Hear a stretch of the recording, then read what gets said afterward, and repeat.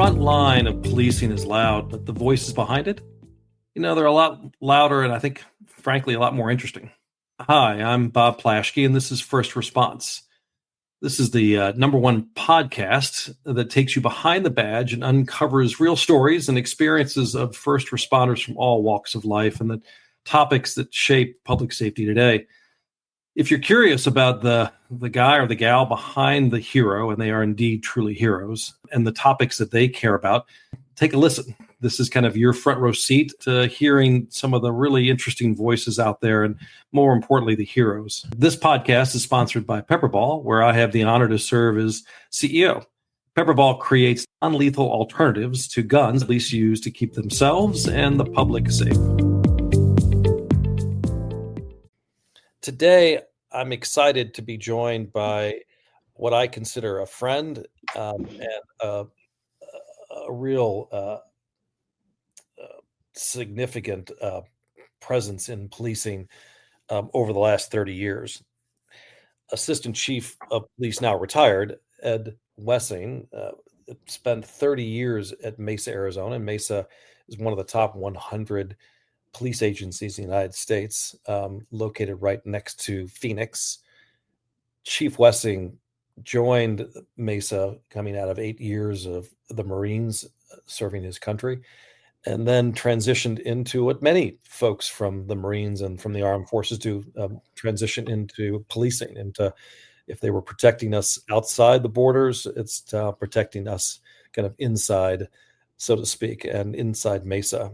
He spent 30 years working up his way up through the ranks at Mesa, was for many years the police information officer, PIO, and which is the kind of the spokesperson to the community to try to explain what policing is and how to develop good relationships with the community, and then worked his way up to being assistant chief up until retiring just a few months ago.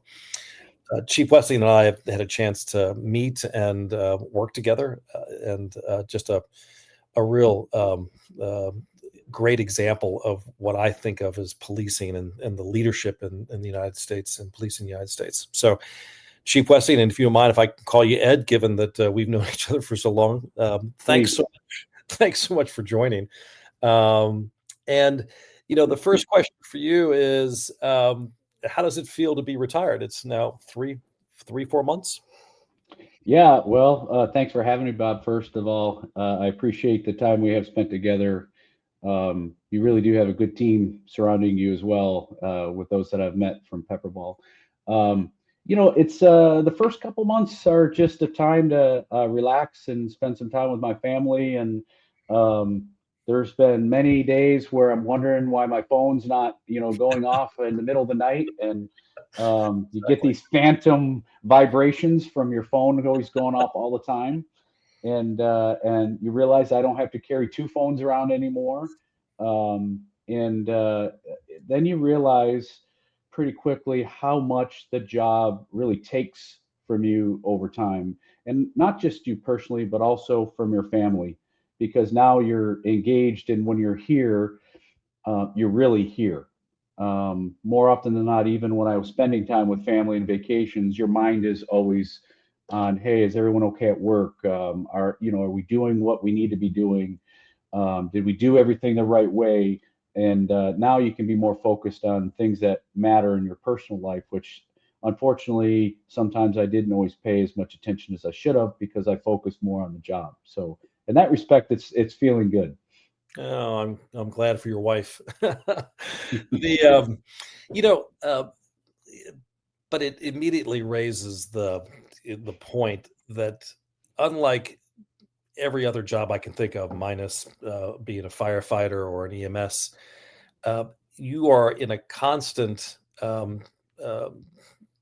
not state of anxiety, but you are, the stakes are high, and any given moment, something significant can happen. One of your officers can be involved in a shooting.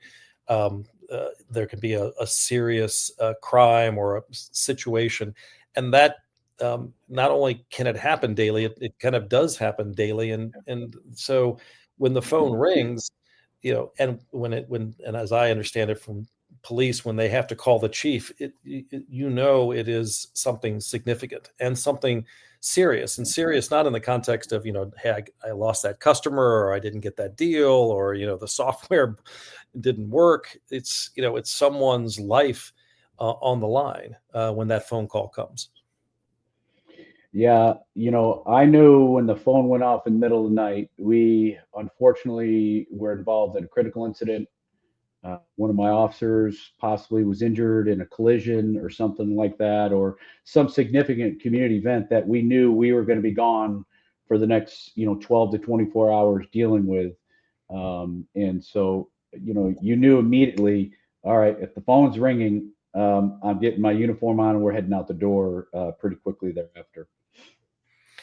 How long, maybe you never get used to it. I mean, the notion that someone we would call and tell you that someone's lost their life, whether it be an officer in the worst case, or it's always worst case if anyone loses their life, but the notion of the significance of those events, did that take you some time to get used to, or do you ever get used to it?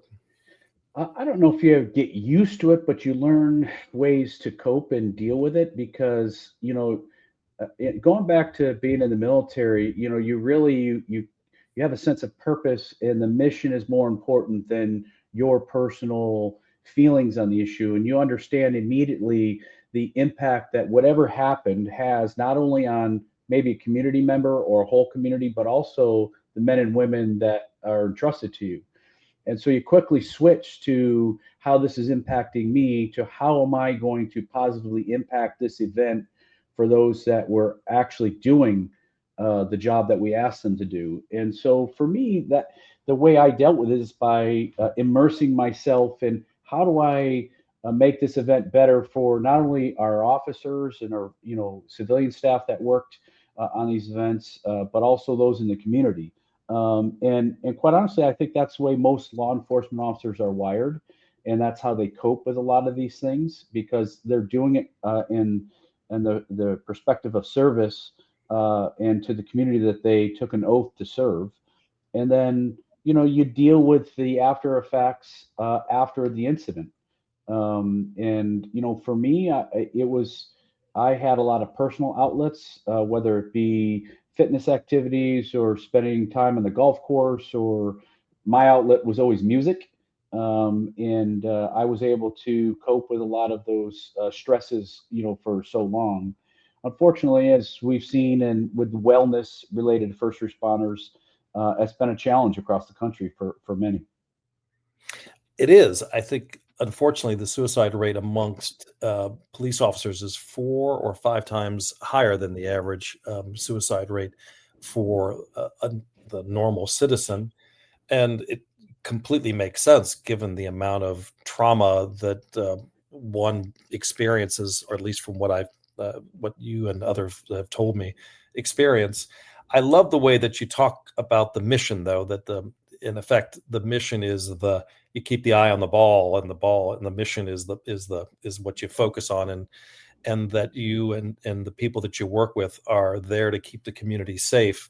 And you know what? That job doesn't go away. Almost that job is omnipresent. It never goes away, almost independent of what happens. You have to kind of step back up and kind of fight through it. And I think that's why I love serving this community. It's that you put the mission and the community first. Yeah.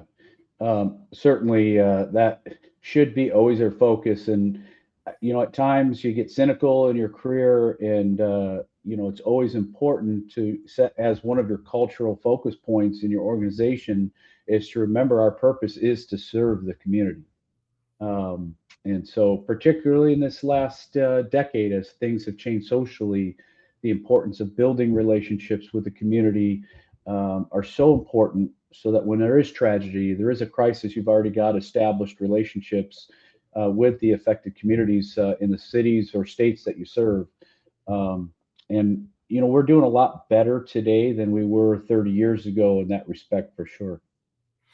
Well, talk about that. I mean, you can now, after a few months retired, you can look back. How has policing changed from the perspective of how the community maybe treated you when you were first on the job to kind of over the last 30 years, and then how you've and your colleagues look at the job? Boy, that's a tough question to answer because it's really generational. And if you look at some of the biggest changes, I mean, obviously we could talk about technology and how when I started, we didn't even have email. We had a small data terminal in our car that was about 3 inches, and now our officers have fully functional computers in their car. It's body worn cameras. I mean, all these technological tools that they have, and this younger generation, they come into this job and they're already programmed in a sense of being accepting of that technology, where some of your older generational cops it's much more of a difficult transition, because I'm sure you've heard this, but cops hate change, but they also demand change at the same time. But if we go back to community engagement, I can remember 20 years ago, if you'd have asked me as a patrol officer what that meant, none of us would have been able to give you a straight answer. Because we were more focused on the broken windows philosophy of community policing. There really wasn't a true direction on how do we build relationships. And then we started to see that change in the early 2000s, where we started to develop actual relationships and develop protocols on what's expected of every individual in the organization. Because every time you contact somebody, it's an opportunity to put a little bit of that goodwill that you've developed into that bank of community trust. And you're hoping that through instilling good community policing strategies, that you're filling that bank of good trust, because inevitably something bad is going to happen. And if you haven't established those relationships, your community is going to struggle through that period. And I got to be honest with you, we even now have an expectation where our patrol officers are getting credit for spending time with the community. You see, 20 years ago, you got credit for how many arrests you had, how many citations you wrote, how many reports you wrote, how many backups, how many warrants. And those are all good metrics. But we knew that our officers were spending quality time with community, whether it's stopping in one of our impoverished communities and playing basketball with some kids in the park, whether it's working with some of the business community or the religious community, but they weren't even getting credit for it. So we've really changed that paradigm. And once you start to incentivize that type of performance, it really, I think, started to blossom. And so you can never lose focus on reducing crime and relentlessly pursuing criminals. But there has to be a focus on connecting with the community. And I think that's changed significantly over the past 20 years. And the community expectations of that have changed in the last 20 years. I think that's one of the most significant changes, is what the community expects from their policing efforts, whether you're city, county, state, or federal. I'm going to ask you two questions. The one question I've never had the courage to ask a police officer, so and it's an easy one. And then the second, so the first is, where does the name COPS come from? And then the second question then is, explain the broken window philosophy. I've heard that in relation to New York and NYPD, but I didn't think it was well, explain what it means. Yeah, well, COPS actually comes from a historical policing, where it really goes back to the days of coppers in the UK. Their badges were made out of copper. And so that moniker has really stayed with law enforcement. Oh my Because, gosh. yeah, we're police officers, but the name cop has stood, in whether it's in entertainment, TVs, movies, books, but it really goes back to the early days of policing, both in the UK, but also at the early days here. If you picture, a lot of the cops in New York back in the day, in the 1800s, they were coppers. Right. And it really started with the material that was used in their badge. I And knew, by it's the way, Ed, I knew you'd have that answer. I didn't, by the way, for the folks that listen to this, I didn't tell Ed I was going to ask this. But he was the one guy I felt comfortable enough that I could ask that question. I've always wanted to know. So thank you. and, and honestly, it's been my experience that police officers don't mind being called a cop, and some people want to be more respectful, and we appreciate that. But for the most part, that's certainly not a way of calling us that we find to be disrespectful. So. That's also good to know because I've talked to my children about, hey, I want to go talk to that cop. I'm like, you can go talk to that police officer, not that. Um, but is that true as well? So if I said, let me, how do you like being a cop to a normal police officer? They wouldn't take it offensively. No. That's good to know. Okay, Yeah. now it's back to the broken windows discussion. Yeah. So really, there was a book that was written, and I don't have the author. I should remember this. And Bill Bratton, who was the Right. commissioner of the NYPD, really espoused this theory in the 80s and 90s to really help deal with a lot of the crime that was happening in communities. And in a nutshell, is if you ignore quality of life crimes and just let them to grow and rampant, then that's going to lead to more serious crimes, whether it's property crimes, violent crimes, and of course the most heinous, obviously murders of the like. And so there was a focus on if you see criminal damage, i.e., a broken window. Some cities back then were just ignoring it. And where did we see that predominantly? It was in really impoverished, economically impoverished parts of the community, and there was a lack of police presence, which then led to what we believe is a serious uptick in violent crime. And so, one of the methods of dealing with that is going in and really starting to deal with even the low level petty crimes that otherwise were just ignored, in hopes of impacting the most serious crimes on the back end. And that was really the foundational component of community policing for several decades. And many areas from across the country really started right there in the Northeast area that came across the entire country. And we were a part of that phenomenon as well. And so, what would you do if you saw a broken window? Would you give the owner a citation for not fixing it, or how do you address it? No, I mean, obviously, it's not the owner who is the victim. It's really enforcing, whether it's, vice crimes, prostitution. So it's not just Okay. that it's all those low level crimes. They just termed it the broken windows theory, that you would enforce, that some people would say, hey, they're very minor. Why are we investing so much time? Well, we do believe that by reducing or enforcing those crimes, that you're going to impact violent crime throughout that community. Maybe it's your presence, and maybe it's your developing relationships. And then we started to include in that theory is let's start solving some of these long-term community problems.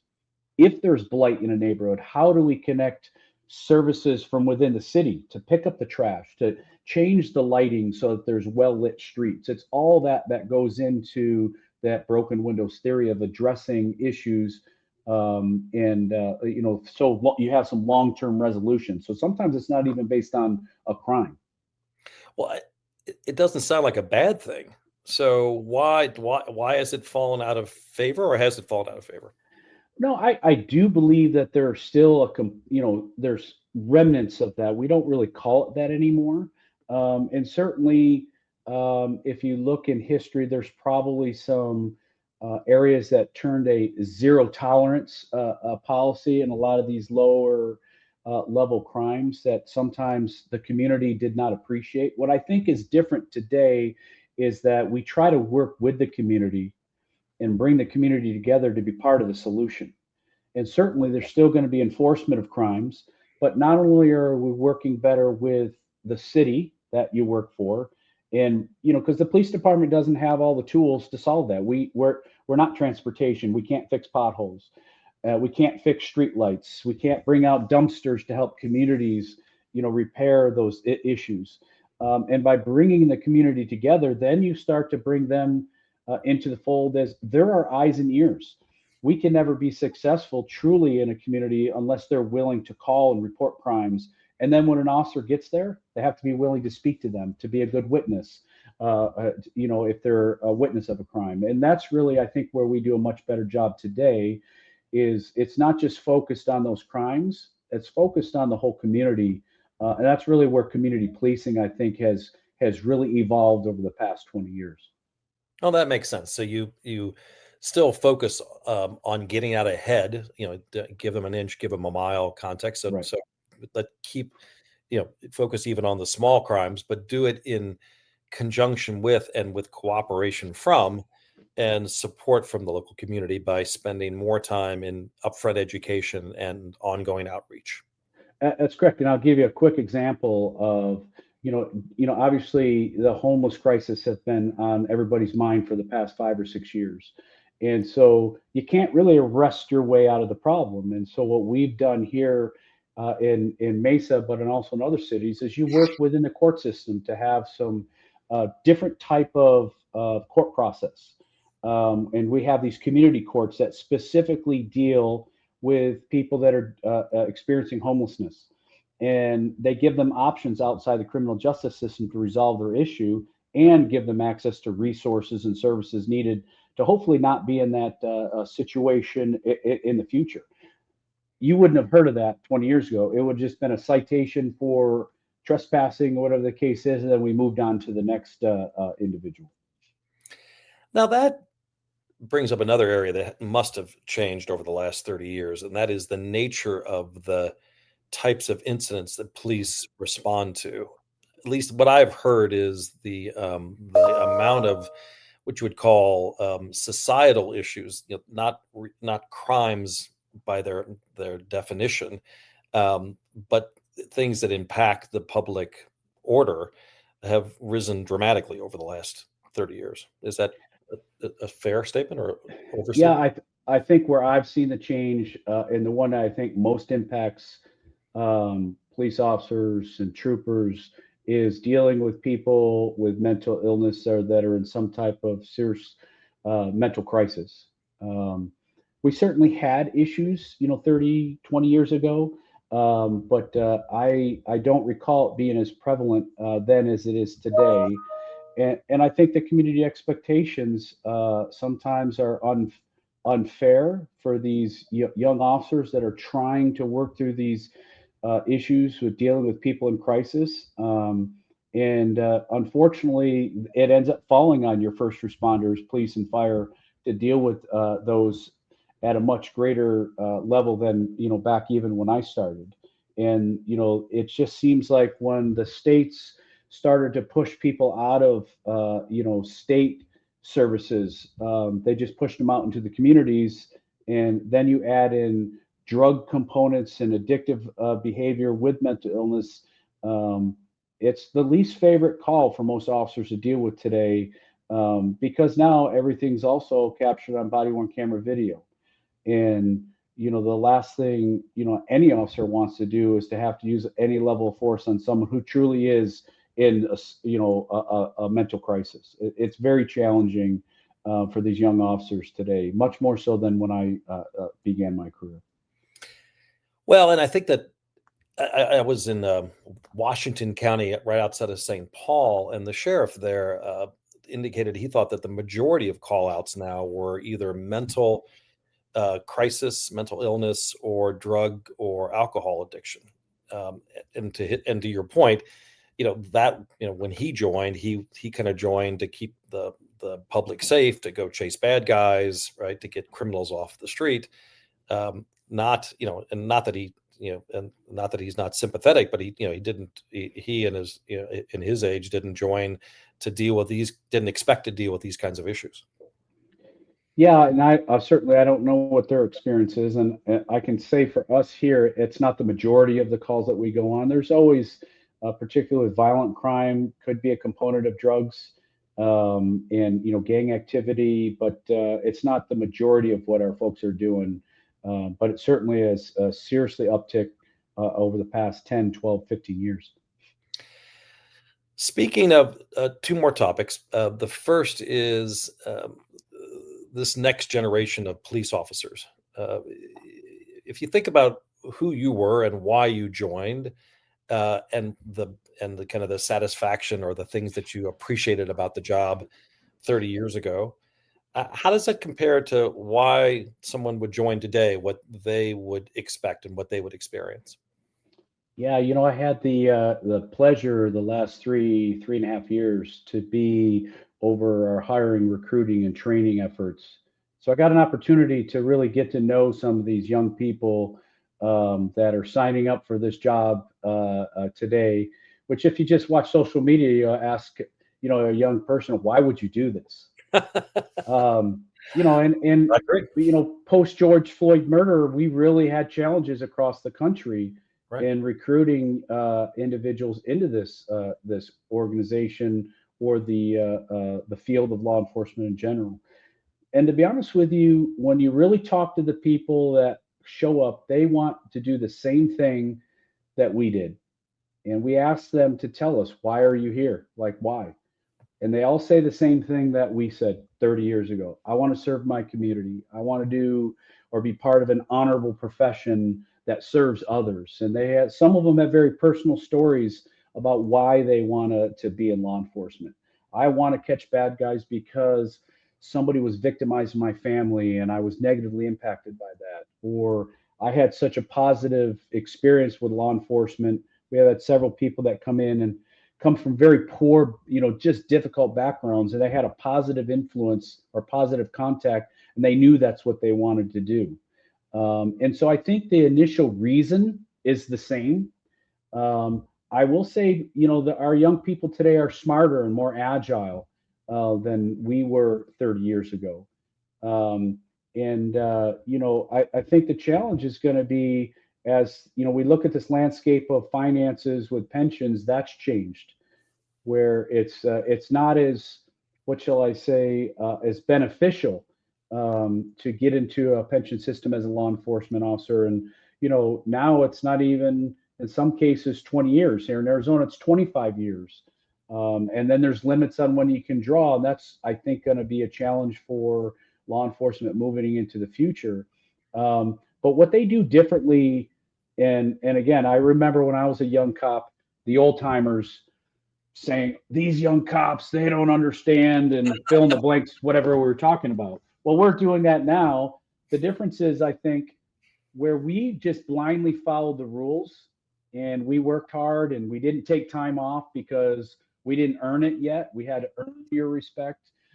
Young people today, they really want a better work-life balance, and they are more open to wellness and taking care of themselves for the long term and taking care of their families. Where I think 30 years ago, a lot of young officers came in and they made the job their priority.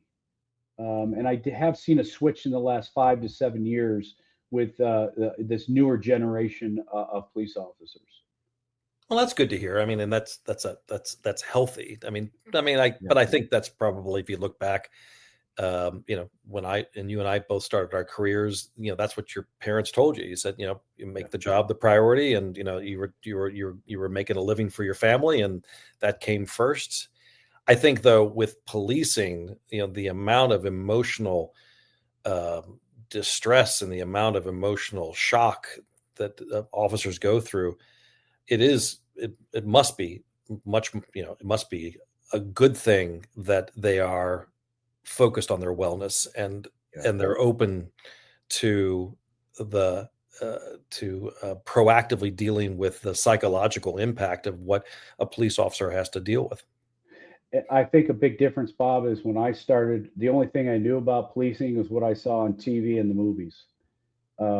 Now they're inundated with videos and social media all the time. And so they really have already been inundated with what people are actually doing in the job. And so hopefully organizations like ours here in Arizona are focusing on wellness from day one. And it's okay not to be okay. And we are going to provide services or resources, practices to help you be healthy, physical, spiritual, emotional, so that you can have a successful and safe career, not only on the job, but also when you're not on the job anymore. I mean, and if agencies are not making that a focus, they're making a mistake. Well, and the people I talk to on this podcast, and then I talk to in my work at PepperBall, I don't think I've ever run into a chief or a sheriff that hasn't made that a priority. To your point, that's that time, the time to the not the time, but the thematically, I feel like policing in the United States has wholeheartedly embraced mental wellness and the impacts of the traumas that police officers deal with, daily, if not, and the cumulative effects. And so I think that's actually one of the most positives. I think another positive is the quality of training. I would imagine that, and to your point, the technology that officers have now, so that they can make much smarter decisions and do their jobs better. I mean, maybe speak to that. I assume that's changed as well. Oh, significantly. Like, you would laugh if you saw, we used to have this machine called a Milo Fats machine, and it's where it was basically a video. And, this videos of guys and gals from the 80s, and, you're shooting at the screen. It was so corny. And, but it met a standard that you had to have a decision suit. Where today we have like a 280-degree, fully immersive simulator with audio and video where we can craft real scenarios and even implement some of our own scenarios. The tools that officers are actually using, you can put in, whether it's rifles, shotguns, and less lethal, non lethal tools into the scenarios. And then it captures video, and then you're debriefing after each one of these, and getting them to think about, maybe we should consider this in the future. It's about reassessing what's not working, instead of just getting stuck in that, what we used to call the OODA loop, where you just do the same thing over and over again. Is to use time, distance, and cover, and use the tools that you have. I can tell you, training 20 years ago, there was always, I should say always, but a lot of time there was almost somewhat of a punitive or negative connotation to being sent to training. So we wanted to change that to make it a positive experience. And what we're starting to see is, with that change, is you have officers in the field that have their body worn camera. And if they trust their trainers, they're reaching out to them saying, "Hey, officer, can you take a look at this? Tell me how I could have done better." Wow. I mean, that's a drastic difference. And I think from a cultural perspective, it's extremely important that even your frontline officers are looking at ways to be better. How can we improve? And it's okay to not be perfect, because perfection is rare that you're ever going to get there. But you should always be striving to be as effective as you can be, and that's been a big change in training. By the way, as you know, Ed, you guys were kind enough to invite me into your training center, and I participated in that 270-degree experience, and it was phenomenal. I didn't do very well. I think I got a failing grade, but the to your point, it was absolutely real life, or as real life as you could make it, you and that kind of technology. I mean, you talk about virtual reality. That's a really good example of the taxpayers' money Yeah. going to have young officers ready for what they might face out in the street. Yeah, and you're starting to see more virtual reality headsets coming into training, and so there's a lot of companies working on perfecting that.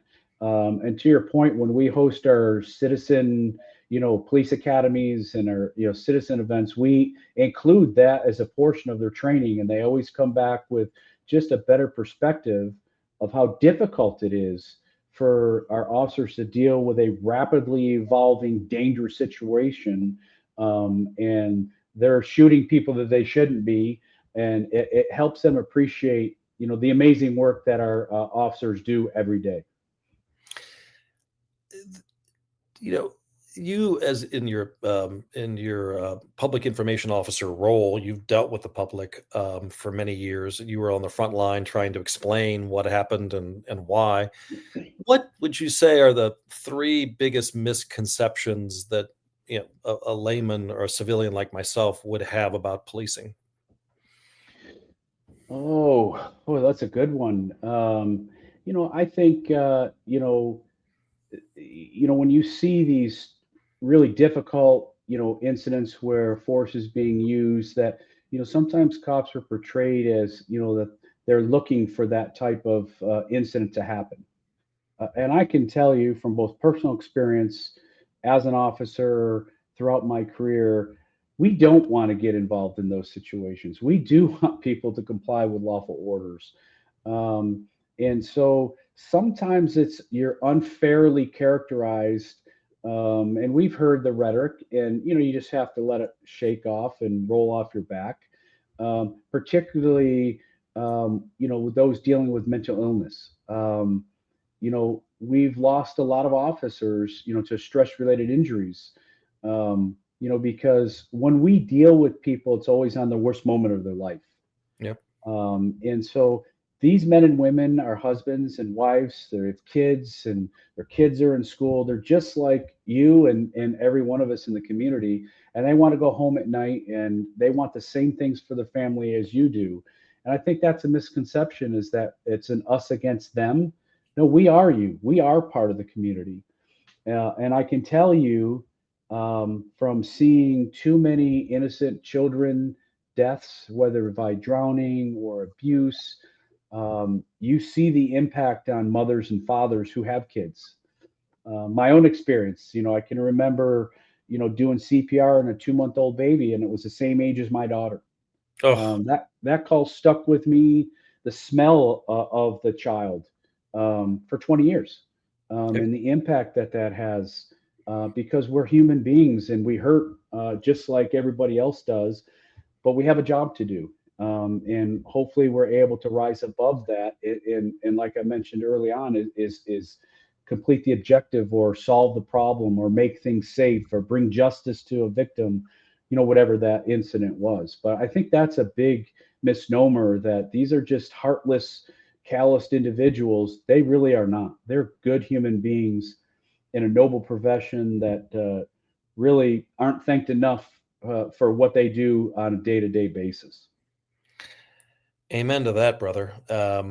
You talk about and you and I you had never shared this CPR issue with the 2-month-old. I think the statistics say that police officers will have somewhere in a 20 to 30-year career, 50 to 60 to 70 of those experiences. When any of us as a civilian, in a worst case, might have 4 or 5 of those experiences. It's the cumulative impact is, I think, just enormous. And to your point, I think that's lost because the public only I think they see officers in their worst day, right? When they see them on film, and they don't see the thousands and thousands of times when they are helping somebody else in their worst day, and doing the to your point, that honorable thing, of which I completely agree is simply deserves a thank you. On that note, by the way, this is in the context of thank you. I have one last, God, I hate to finish up here, but I have one last question for you, and that is to say thank you for joining the Frontline, and the First Response podcast, to make a donation in your name and in a charity of your choice. And what would that be? That would be the Arizona Disabled Sports Group in Mesa, Arizona, that provides sporting and adaptive opportunities for people of all different types of abilities, veterans. Yeah, it's our motto is let no one sit on the sidelines, and it really does an amazing work for people who would otherwise not be able to participate in sporting opportunities. Well, fantastic. Well, Ed, and I'll say Chief Wessing, thank you so much, and for taking the time to be with us as I leave the chief and finish up the podcast. I reflect on this conversation. It came at a good time. I had a tough day today at work, and a little bit needed a pick me up. And Chief Wessing's the description of how policing is, I think, evolving for in a positive way. He talked about the next generation, who is better equipped to handle their mental wellness, who is more open to taking feedback, who expects and wants to leverage technology, and they're still coming in for all the right reasons, and that is to serve the public, to be a service to their community. So I walk away today feeling a bit more positive about the future than I did walking in. So again, folks, thanks for taking the time to listen. And you have been listening to First Response. This is the number one, I hope, podcast that takes you behind the badge of the everyday police officer, in this case, police chief, and to hear their real life stories and experiences. Just impressive, humbling, and fascinating. So wrapping up, again, you've been listening and hopefully enjoyed listening to me. My name is Bob Plaschke, and this is First Response. It is a podcast dedicated to understanding the stories behind the people that wear a badge, who the very brave first responders, more than 1 million out there in the United States. And I am very privileged that this is sponsored by PepperBall, the company that I have the honor to be the CEO of. And again, PepperBall, we deploy non-lethal tools that allow police officers to do their jobs, but not have to use their guns and not have to suffer and keep themselves and the public that they serve safe. Until next time, appreciate it and be safe out there.